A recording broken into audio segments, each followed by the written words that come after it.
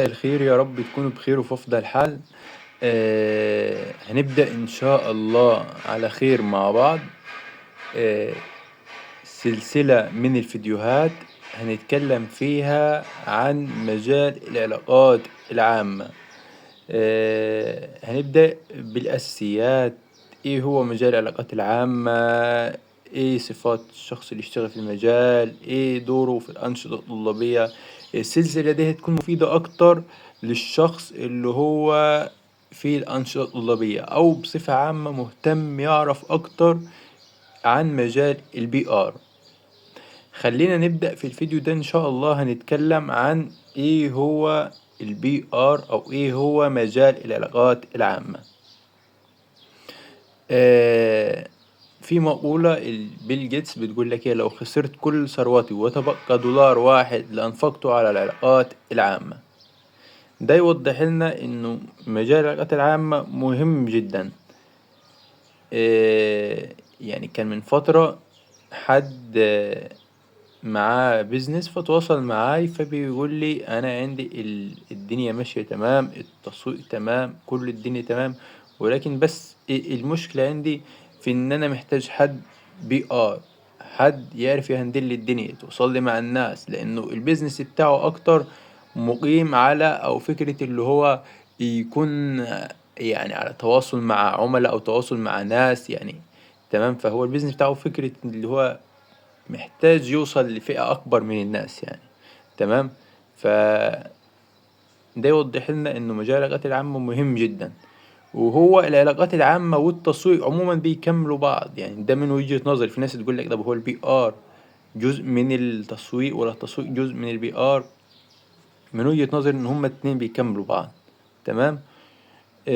دي نقطة. النقطة التانية إنه البي آر هو يعتبر المصطلح ده أو التعريف ده عموما في قاموس إكسفورد بيقول لك هو الفن القائم على أسس علمية لبحث أنسب الطرق التعامل الناجحة المتبادلة بين المنظمة وجمهورها الداخلي والخارجي. طب ليه؟ عشان تحقق أهدافها.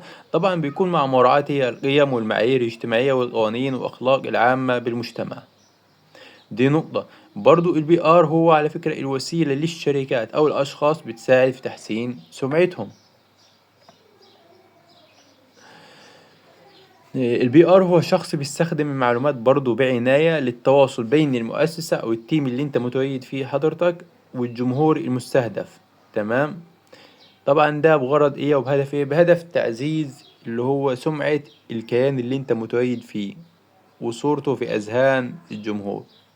برضو البي ار هو فن تأثير على الجمهور أو الرأي العام.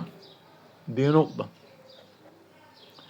طب في ناس بنشوف على السوشيال ميديا او حد يقول لك في مصطلح بيقول لك العلاقات العامة هي عبارة عن قيمة وتوعية. برضو ايه معنى انه العلاقات العامة هي عبارة عن قيمة وتوعية؟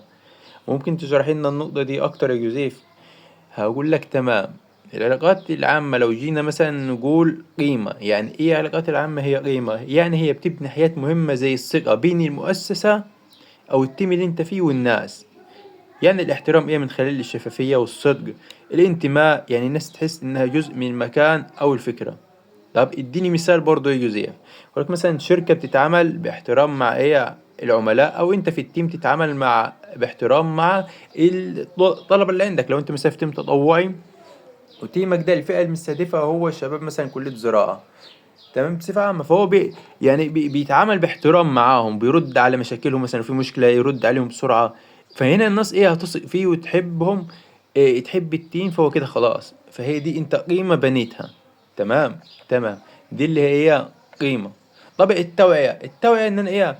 توصل معلومات مفيدة وتغير سلوك الناس للأحسن. بمعنى ان انا مثلا بنشر معلومات صحيحة، بصحح مفاهيم خطأ، بوجه الناس لسلوك الإيجابي. ده هو بقى العلاقات العامة اللي هي عبارة عن ايه؟ عن توعية. طب برضه ممكن تديني مثال يا يوسف؟ اقول لك على سبيل المثال حملة توعية عن ترشيد المياه. تمام. هنا بيعلموا الناس ازاي يحافظوا على المية. فده ايه؟ ده دور توعية واضح. تمام. تمام. خليني اديك مثال مثلا بطريقة يمكن توضح اكتر، او يعني الخلاصة. إنه العلاقات العامة دي عاملة بالظبط زي مدرس بيحب تلاميذه، تمام؟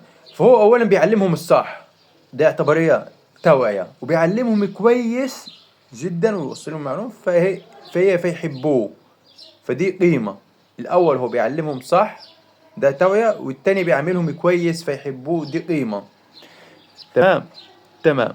فالعلاقات العامة هي نقدر نقول السمعة زائد القيمة زائد النتوركينج أو العلاقات مع الأفراد أو الشركات التانيين أو الفئة التانية.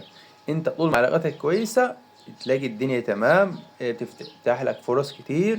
فالشخص العلاقات العامة مهم جدا يكون مع شبكة علاقات، ودي يعملها من خلال مؤتمرات، من خلال ايفنتات ينزلها، من خلال لينكد ان، من خلال فيسبوك، من خلال تدريبات بيحضرها.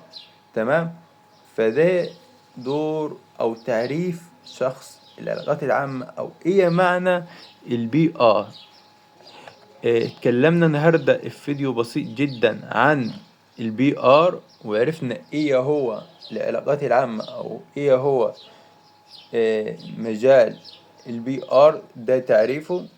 اتمنى يكون الفيديو معلومة وصلت حتى لو بنسبة 1%.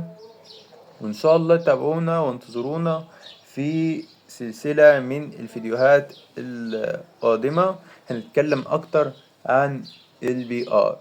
ودمتم بخير، وتابعونا إن شاء الله في السلسلة القادمة. شكرا.